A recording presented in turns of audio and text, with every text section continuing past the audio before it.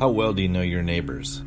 Years ago, most people knew every family on their street by name. They knew what each person did for a living. They knew the names of all the kids on their street as well.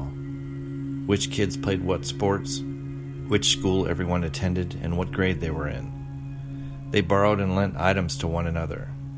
They watched each other's houses and collected their mail when they were on vacation. Neighbors had each other over for barbecues or holidays. Then something happened. People began ignoring those who lived around them and started keeping to themselves.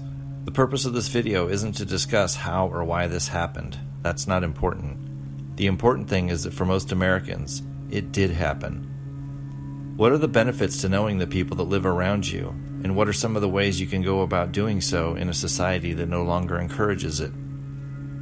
We will focus on this from a prepping point of view. However, the benefits go far beyond knowing those that live on your street only when things go sideways. Granted, there are unlimited scenarios that could be the cause of a societal collapse, as well as the type of world we could find ourselves living in. Those details are not relevant to the subject of this video, which is simply getting to know your neighbors. Even if nothing bad happens in our lifetimes, there are still benefits to knowing those living around you and ways to go about making that happen. So what are some of the benefits associated with knowing the people geographically closest to you?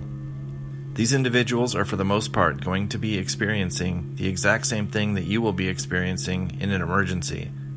The United States covers a very large area. People in Washington State will more than likely be facing conditions unique to their location, while people in Florida or Nebraska could be looking at something entirely different. The people dealing with exactly the same thing you will be facing are those living in your neighborhood. What are the odds that someone within a quarter or half-mile radius of you is a registered nurse? What are the chances that someone living very close to you is a journeyman electrician or master mechanic? What are the chances that there's at least one elderly lady nearby that has been canning vegetables and preserves for decades? Or that someone very nearby has been a ham radio enthusiast for the past 15 years? Is the guy 3 houses down a combat veteran or retired law enforcement officer? The guy 2 houses down may own a boat. Do you think knowing these people might be beneficial in a shit-hits-the-fan situation? Or would it be better to have no idea that these resources could literally be living right next door? So how do you get to know these people in a society that no longer encourages such behavior?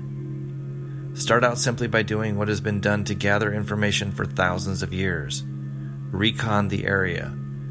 And the best way to do this is by going outside and gathering intel without it being obvious that you're gathering intel. Walk your dog or yourself every day at a different time. This will allow you to get an idea of who is home days, evenings, weekdays, and weekends.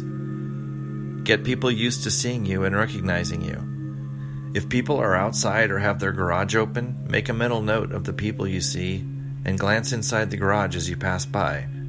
After passing the same open garage over days or weeks, you'd be amazed at what things you may pick up on. Start sitting outside your house in a lawn chair.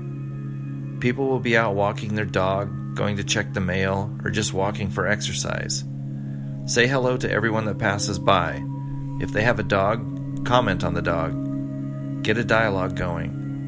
Again, it may take several days or weeks, but eventually they will feel comfortable with talking to you, at which point you can formally introduce yourself and gather more intel. Some of the other ways you can get to know your neighbors include organizing a neighborhood garage sale, planting a community garden, assist the elderly around you. If you know there's an older widow or a disabled vet a few houses down, introduce yourself and ask him or her if there are things you can do to help make their life easier.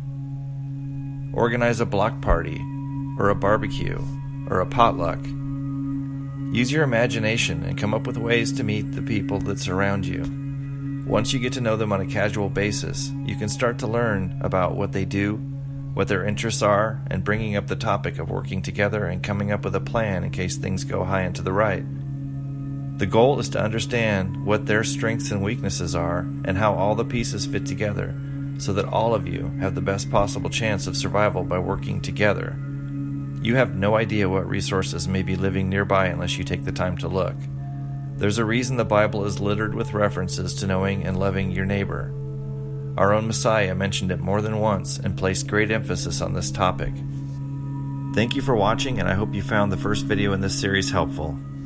God bless.